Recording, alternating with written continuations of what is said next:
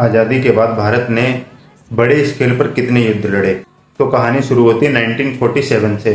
जैसे ही हम आज़ाद हुए थे वैसे ही हमें पाकिस्तान के साथ पहला युद्ध लड़ना पड़ गया था, जो था कश्मीर को लेकर। और फिर आता है 1962, जब हमारा सामना हुआ था चाइना से मेनली रीजन था डिस्प्यूट का, अरुणाचल और अक्साई चीन में सीमा विवाद को लेकर। इसके सिर्फ 3 साल बाद ही हमें 1965 में फिर पाकिस्तान से युद्ध लड़ना पड़ गया था, जिसका मेन कारण था कश्मीर इशू और जो बॉर्डर पे टेंशन चल रही थी उसकी वजह से।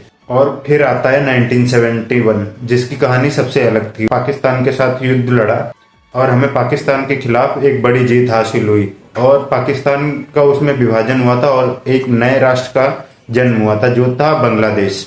और 1999 में कारगिल युद्ध हुआ, जिसमें भारत को एक बड़ी जीत हासिल हुई। तो ये थे युद्ध जो अब तक भारत ने आज़ादी के बाद मेजरली लड़े हैं। आज़ादी के बाद भारत ने बड़े स्केल पर कितने युद्ध लड़े। तो कहानी शुरू होती है 1947 से। जैसे ही हम आज़ाद हुए थे वैसे ही हमें पाकिस्तान के साथ पहला युद्ध लड़ना पड़ गया था, जो था कश्मीर को लेकर। और फिर आता है 1962, जब हमारा सामना हुआ था चाइना से मेनली रीजन था डिस्प्यूट का, अरुणाचल और अक्साई चीन में सीमा विवाद को लेकर।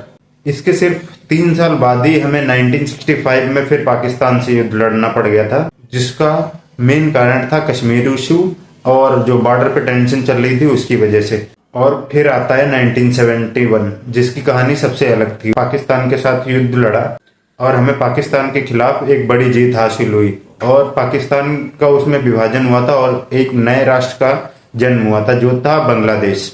और 1999 में कारगिल युद्ध हुआ, जिसमें भारत को एक बड़ी जीत हासिल हुई। तो ये थे युद्ध जो अब तक भारत ने आज़ादी के बाद मेजरली लड़े हैं।